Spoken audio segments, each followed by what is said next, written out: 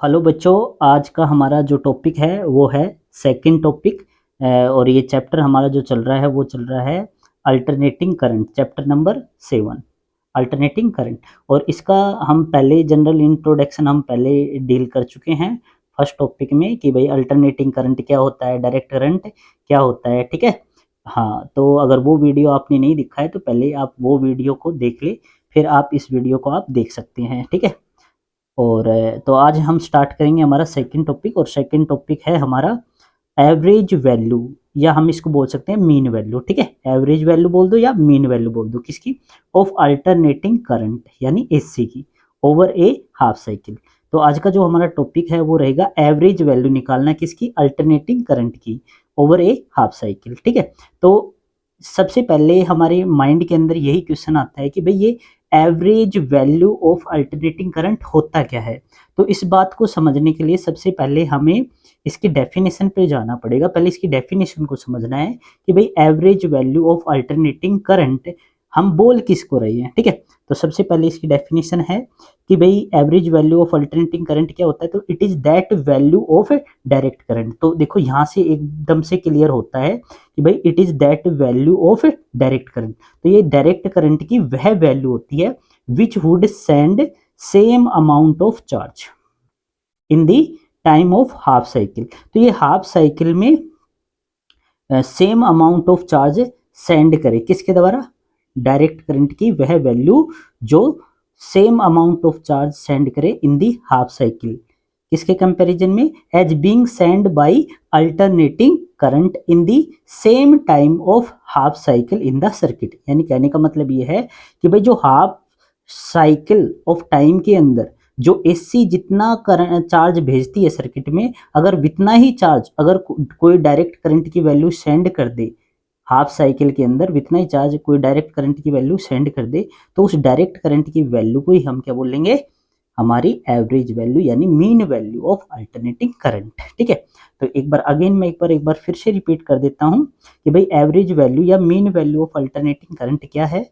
तो भाई ये it is that value of direct current. तो ये डायरेक्ट करंट की वह वैल्यू होती है जो which would sends the same amount of charge in the time of half cycle. तो ये अपने हाफ साइकिल में जितना ही चार्ज सेंड करे डिस डायरेक्ट करंट के द्वारा, जितना कि एसी अपने हाफ साइकिल के अंदर सर्किट के अंदर चार्ज सेंड करती है। ठीक है, तो ये हो गया हमारा average value of alternating current. ठीक है, लेकिन क्वेश्चन हमारा ये होता है कि भाई एवरेज किसी का भी निकाले तो उसका कंसेप्ट क्या होता है। इसलिए थोड़ा सा हम रफली इसको पहले एवरेज का कंसेप्ट सीखेंगे। तो एक्चुअली में यू नो ऑल वेल कि हमने मैथमेटिक्स में पढ़ते हैं एवरेज क्या होता है, सम ऑफ ऑब्जर्वेशंस डिवाइड में टोटल नंबर ऑफ ऑब्जर्वेशंस। ये हम जनरली पढ़ते हैं मैथमेटिक्स के अंदर। ठीक है, जैसे अगर हमें किसी बोर्ड की लेंथ को मेजर करना है, अब किसी बच्चे ने करा भाई 4.5, किसी ने किया 4.3, किसी ने किया 4 फीट, तो हमें इसका टोटल भाई हम कितना फिट बताएंगे इसकी। तो हमें जब अब हर बच्चे की अलग अलग रीडिंग आ रही है, तो जो जो अलग अलग रीडिंग आ रही है उनको जोड़कर, और कितने बच्चों ने किया 3, तो उससे डिवाइड कर देते हैं। ठीक है, तो 4 तो करेंगे, तो 4 और 2 6।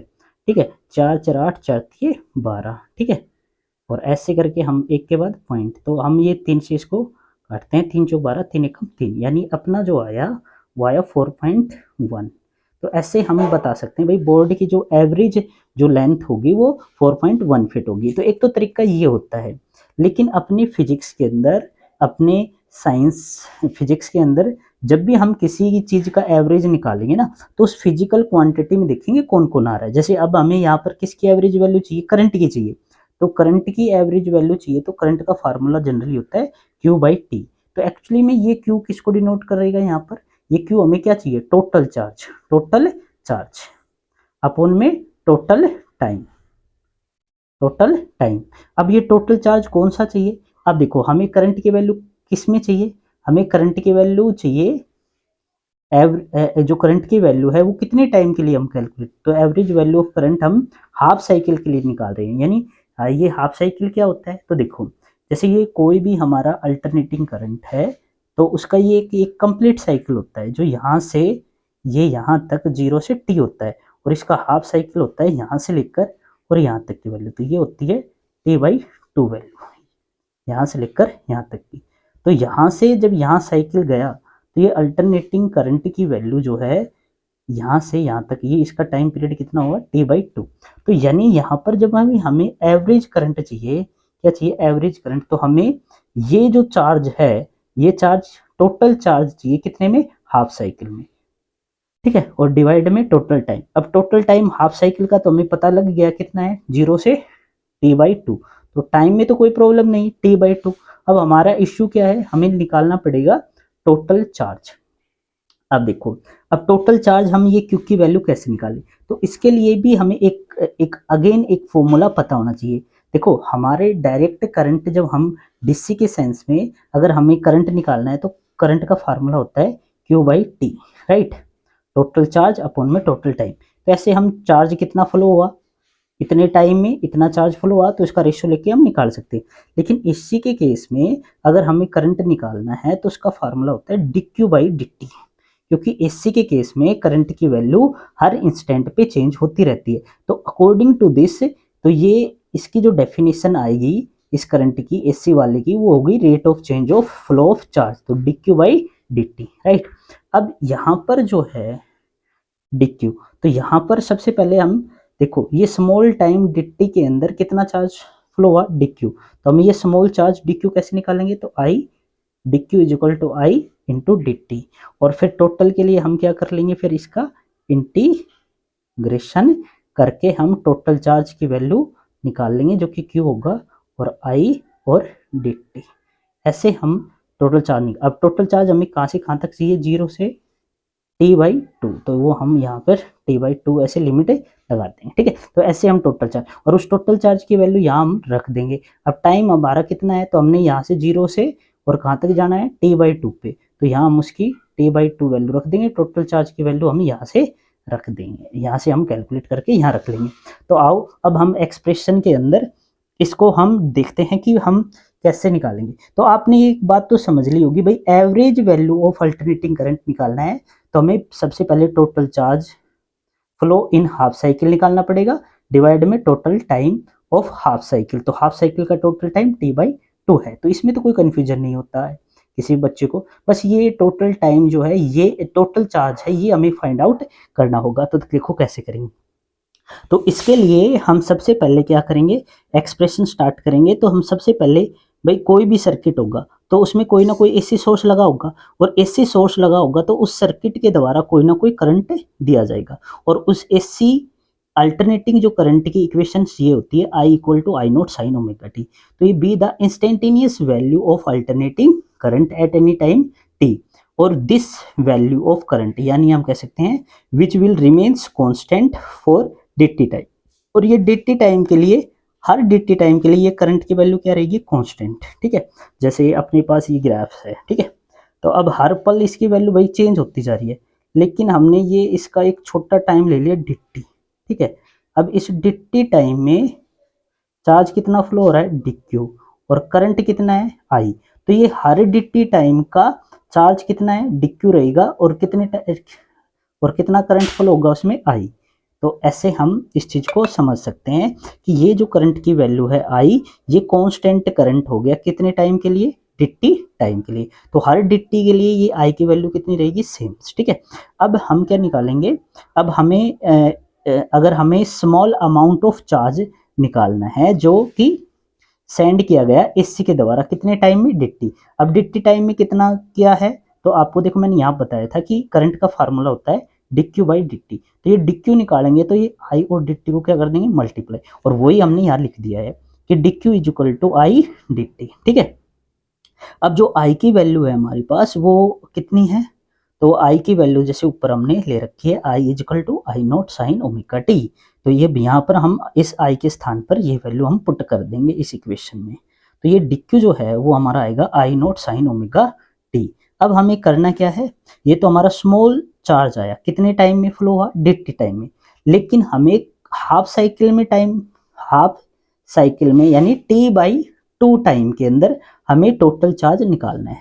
तो उसके लिए हमें टोटल के लिए हमें क्या करना होता है, यू ऑल नो वेल, इसका हमें क्या करना पड़ेगा, दोनों तरफ हम इंटीग्रेशन ले लेंगे। तो इंटीग्रेशन ले लेंगे तो इधर चार्ज क्या होगा, जीरो से क्यू चार्ज, टोटल चार्ज हमने स्टार्टिंग में जीरो, और t/2 में कितना चार्ज फ्लो हो जाएगा, मान लो क्यू चार्ज, तो टोटल चार्ज हमारा क्यू फ्लो हो जाएगा। तो इस यहाँ पर जो है ये कौन है, dt है, तो यहाँ पर जो लिमिट लगेगी वो किसकी लगेगी, टाइम की लगेगी, क्योंकि यहाँ dt है ना। तो याद रखना यहाँ पर जो होता है ना dt, यहाँ पर हमें देखना होता है ये वेरिएबल कौन है, जो जो वेरिएबल होगा उसी की लिमिट लगेगी। तो यहाँ टाइम है, तो टाइम यहाँ हमने देखो देखो जीरो था, और जीरो से यहाँ गए तो t/2 है, इसलिए लिमिट हमने जीरो से t/2 ले ली, ठीक है। अब हमें क्या करेंगे, ये जो इंटीग्रेशन है, ये इसका इंटीग्रेशन एंटी डेरिवेशन होता है, तो इंटीग्रेशन डेरिवेशन को खत्म कर देगा, तो क्यू आ जाएगा, और इसकी लिमिट क्यू, और ये लोअर जीरो, ठीक है। अब देखो ये आई नोट क्या है, हमारा कॉन्स्टेंट, ये आ जाएगा बाहर, और साइन का जब हम डेरिवेशन करेंगे तो साइन का आता है माइनस कोस ओमेगा टी, और ओमेगा टी का नीचे क्या करते हैं हम, डेरिवेशन, तो ओमेगा तो कांस्टेंट होता है ये बाहर, और टी का बेटा 1 हो जाता है, ठीक है। और इसकी जो लिमिट है वो 0 से t/2 है, तो 0 से t/2 हम लिमिट ले लेंगे। उसके बाद हम क्या करेंगे, ये अपर लिमिट डाल देंगे, तो अपर लिमिट क्या है हमारा, जीरो, सॉरी जीरो नहीं, अपर लिमिट हमारा क्या है, क्यू, ठीक है। लेकिन अपर लिमिट डालते समय हम आगे प्लस लेते हैं, लेकिन प्लस को आगे शो करने की आवश्यकता नहीं अगर कोई और क्वांटिटी नहीं है तो, ठीक है। और लोअर लिमिट डालते समय हम जीरो माइनस रखेंगे, लोअर लिमिट हमारी क्या है, जीरो, तो जब भी ये इसके आगे जीरो डाल लेंगे तो आगे क्या लेंगे, माइनस, तो अकॉर्डिंग टू दिस ये माइनस आएगा, तो जीरो क्यू माइनस जीरो क्या आएगा, हमारा क्यू आ जाएगा, ठीक है। अच्छा अब इधर देखो देखो, अब हमने यहाँ पर जब साइन का गया तो साइन का क्या आया था, कॉस ओमेगा टी डिवाइड में ओमेगा। अब ये ओमेगा कांस्टेंट है, माइनस कांस्टेंट है, तो ये माइनस और ओमेगा बाहर आ जाएगा, तो माइनस आई नोट अपॉन ओमेगा और कॉस ओमेगा टी, और ये लिमिट हमारी चल रही है, ठीक है। अब देखो हम नेक्स्ट स्टेप में क्या करेंगे, इधर वाला तो क्यों आ गया था हमारा, अब ये अपर लिमिट डाल देंगे, तो अपर लिमिट कहाँ डालनी है, इस स्मॉल टी के स्थान पर डालनी है, तो स्मॉल टी के स्थान पर अपर लिमिट t/2, ठीक है। और फिर हम क्या डालेंगे, जीरो, और याद रखना लोअर लिमिट डालते समय हम आगे क्या लेते हैं, माइनस, तो इस वाले की कोस ओमेगा टी के आगे क्या लेंगे, माइनस, तो ये माइनस आ जाएगा, तो क्या आ गया, ये जीरो आ गया, ठीक है। अब ये एज इट इज चलता रहेगा, और हमारा ये जो है कोस, यहाँ पर जो है ये ओमेगा की वैल्यू कितनी होती है, 2π/t होती है, और इस टी और ये वैल्यू आ गई t/t, जो कि हमने अपर लिमिट रखी थी, तो टी से टी कट जाएगा और 2 से 2 कट जाएगा, 2 से 2, तो यहाँ आ जाएगा पाई, और ये क्या है कोस, ये जीरो इससे मल्टीप्लाई होके कोस जीरो ये एंगल आ जाएगा, तो ये जीरो आ जाएगा, ठीक है। अब कोस पाई आप सभी को भी बताया -1 होता है, और कोस जीरो +1 होता है, लेकिन ये माइनस की वजह से ये माइनस आ गया, ठीक है। अब ये माइनस और माइनस कितना हो, -2, और माइनस से माइनस कैंसिल, तो 2I0 अपॉन में ओमेगा आ गया, तो ये हमारे पास क्या आ गया, ये आ गया हमारे पास टोटल, क्या आ गया हमारे पास, ये total charge in half cycle. और यही चीज मैंने बताई थी, देखो यहाँ पर कि भाई हमें जब भी किसी का क्या निकालना है, एवरेज निकालना है, हाँ देखिए एवरेज, तो एवरेज निकालते समय में टोटल चार्ज जितने टाइम के लिए, अब हमारा टाइम हाफ साइकिल है तो हाफ साइकिल डिवाइड में टोटल टाइम जितना हमें चाहिए, हमें हाफ साइकिल है तो हाफ साइकिल का t/2, तो अकॉर्डिंग टू दिस हमारा जो चार्ज रहेगा, टोटल चार्ज हाफ साइकिल में कितना है, q, और टाइम कितना है, t/2, तो इससे हम इसको डिवाइड कर देंगे, तो ये 2 जो है वो घूम के ऊपर चला जाएगा, तो 2q/t, ठीक है। अच्छा अब ये जो है 2/t ये आ गया, और q की वैल्यू हमने यहाँ से निकाली थी, ये देखो q I0 अपॉन में ओमेगा, तो यहाँ पर जो q की जगह हम 2I0 अपॉन ओमेगा डाल देंगे, ठीक है। अब 2 2 जा 4, 4 हो गया, I0 हो जाएगा, डिवाइड में t है, t आ जाएगा, और ये ओमेगा जो होता है वो होता है 2π/t, तो t से t कट जाएगा, और 2 2 जा 4 हो जाएगा, तो ये ऊपर 2I0 अपॉन में पाई आ जाएगा, ठीक है। अब 2 अपॉन में पाई इंटू I0, और पाई की वैल्यू 3.14 रखेंगे, और फिर वो ये 2 जीरो हटा के ये 200 बन जाएगा, और ये 314 बन जाएगा, यानी 314, ठीक है। और इसको काटेंगे तो ऊपर 100 और ये नीचे 157 आ जाएगा, 2 से जब हम डिवाइड करेंगे, ठीक है। फिर इसको जब हम कैलकुलेट करेंगे तो ये आ जाएगा 0.636 I0, यानी मैक्सिमम करंट का अगर हम परसेंटेज में बात करेंगे तो ये 63.6% आ जाएगा, यानी अगर मैक्सिमम करंट हमारा अगर 100 एम्पियर है, तो हमारा जो एवरेज वैल्यू ऑफ अल्टरनेट का करंट की वो कितनी आ जाएगी 63.6 एम्पियर आ जाएगी। ठीक है, तो आई होप बच्चों आपने ये टॉपिक अच्छे से समझ लिया होगा। ठीक है ना, फिर भी एक बार हम रिवीजन करते हैं 1 मिनट जल्दी जल्दी। ठीक है, कि भाई देखो हमें पढ़ना क्या था, हमें आज का टॉपिक था हमारा एवरेज वैल्यू यानी mean value of AC over half cycle. ठीक है, तो मैंने बोला था भाई सबसे पहले इसकी डेफिनेशन कि भाई average value of alternating current over half cycle होता क्या है। तो भाई ये कांस्टेंट करंट की वह वैल्यू होती है जो जितना ही चार्ज सेंड करती है जित हाफ साइकिल के अंदर जितना एसी हाफ साइकिल के अंदर सर्किट में सेंड करती है। ठीक है, तो ऐसे डीसी करंट की वैल्यू को हम एवरेज वैल्यू या mean value of alternating current कहते हैं। ठीक है, अब बात ये आता है भाई हम किसी चीज का एवरेज निकालते कैसे हैं। तो मैंने यहाँ बताया था, देखो मैथमेटिक्स के अंदर हम क्या करते हैं, सम ऑफ ऑब्जर्वेशन डिवाइड में टोटल नंबर ऑफ ऑब्जर्वर। ठीक है, तो जैसे मैंने बताया था यहाँ पर भाई बोर्ड की लेंथ निकालनी है तो अलग अलग ऐसे हम टोटल, जैसे किसी ने 4.2, किसी ने बताया 4.3 फीट, किसी ने बताया 4 फीट, तो हमने सबका जोड़ा और कितने बच्चों ने किया, 3 ने, 3 से डिवाइड करके हमने ये 4.1 हमने कैलकुलेट कर लिया। लेकिन हमारी फिजिक्स के अंदर थोड़ा सा एवरेज निकालने के लिए हम थोड़ा सा क्या करेंगे, हटके करते हैं। और वो हटके क्या है, देखो देखो हमारे पास करंट है तो करंट का फार्मूला होता है Q/T। तो एक्चुअली में यहाँ पर एवरेज निकालने का तरीका क्या होगा, तो ऊपर कौन आ रहा है, चार्ज, तो चार्ज आ रहा है तो टोटल चार्ज। ठीक है, और डिवाइड में क्या है, टोटल टाइम। अब ये टोटल चार्ज कितने में लेना है, तो नीचे ये चार्ज किस पे डिपेंड कर रहा है, टाइम पे। तो भाई कितने टाइम में कितना चार्ज, तो भाई देखो हमारा जो हम कैलकुलेशन कर रहे हैं वो हाफ साइकिल पे कर रहे हैं, 0 से T/2। तो टाइम हमारा टोटल टाइम तो कितना आ गया, T/2। तो T/2 में कितना सर्किट के अंदर टोटल चार्ज फ्लो हुआ वो हमें कैलकुलेट करना होगा। तो टाइम में तो हमें कोई प्रॉब्लम नहीं है, T/2। अब हमें टोटल चार्ज निकालना है। ठीक है, अब टोटल चार्ज कैसे निकालेंगे, अब देखो बेटा, अब डीसी में जो हमारा जो होता है, डीसी में करंट जो होता है वो Q/T होता है। ठीक है, लेकिन अब ये फार्मूला हम एसी के लिए अप्लाई नहीं कर सकते, ये करेंगे डीसी के लिए। ठीक है, अच्छा एसी के लिए फिर कौन सा, तो एसी के लिए करेंगे हम I = dQ/dt। ठीक है, और यहाँ से हम dQ निकाल लेंगे, तो dQ निकाल लेंगे तो ये I dt इसके साथ मल्टीप्लाई हो जाएगा। ठीक है, तो ये क्या है, ये dQ चार्ज वह चार्ज है जो dt टाइम में फ्लो कराया जा रहा है, किसके द्वारा, अल्टरनेटिंग करंट के द्वारा। ठीक है, तो ये हमारा एक कंसेप्ट बन गया टोटल चार्ज। तो इसका हम करेंगे तो ये क्यू आ जाएगा और फिर ये 0 से T/2 लिमिट और ये I dt, तो ये हमारा टोटल चार्ज निकल जाएगा और इसकी वैल्यू हम यहाँ रख देंगे और ये T/2 तो है ही। तो ऐसे अब कैसे रखेंगे, तो देख फटाफट देखो, अब हमने ये पहले करंट, भाई कोई भी सर्किट है जिसमें हम एसी सोर्स लगाएंगे तो कुछ तो उसमें ये करंट फ्लो होगा, तो करंट फ्लो होगा तो इस करंट की वैल्यू क्या मान ली हमने, कांस्टेंट मान ली, कितने टाइम में, dt। तो हर टाइम dt पे ये करंट की वैल्यू इतनी फ्लो होगी। ठीक है, अब देखो dt टाइम में जो चार्ज फ्लो होता है वो कितना होता है, dq। देखो हमने यहाँ अभी देखा था dq चार्ज dt टाइम में। ठीक है, तो अब ये जो i, तो i की वैल्यू कितनी है, I0 sin ओमेगा t, वो हम पुट कर देंगे। तो ये तो हो गया हमारा dt टाइम के अंदर dq चार्ज। लेकिन हमें तो टाइम टोटल चार्ज हमें कितने कितने टाइम के लिए चाहिए, T/2 यानी हाफ साइकिल के लिए। हाफ साइकिल बोले तो T/2, तो T/2 हाफ साइकिल। ठीक है, तो उसके लिए हमें टोटल चार्ज के लिए हम क्या करेंगे, इंटीग्रेशन, तो 0 से लिमिट लगा देंगे 0 से Q टोटल चार्ज की। ठीक है, और टाइम इधर क्योंकि ये dt है तो इधर जो लिमिट लगेगी वो टाइम की, तो 0 से T/2।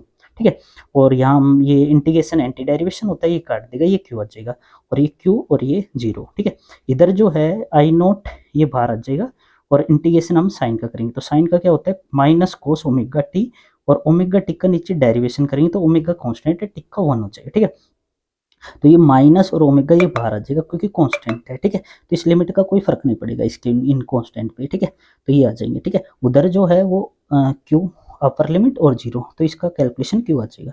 अच्छा इधर जो है ये जब हम डालेंगे तो इस टी के स्थान पर डालेंगे अपर लिमिट T/2 और ये 0 डाल देंगे। ठीक है, तो अपना इस ओमेगा की वैल्यू होती है 2π/t और ये क्या है, T/2।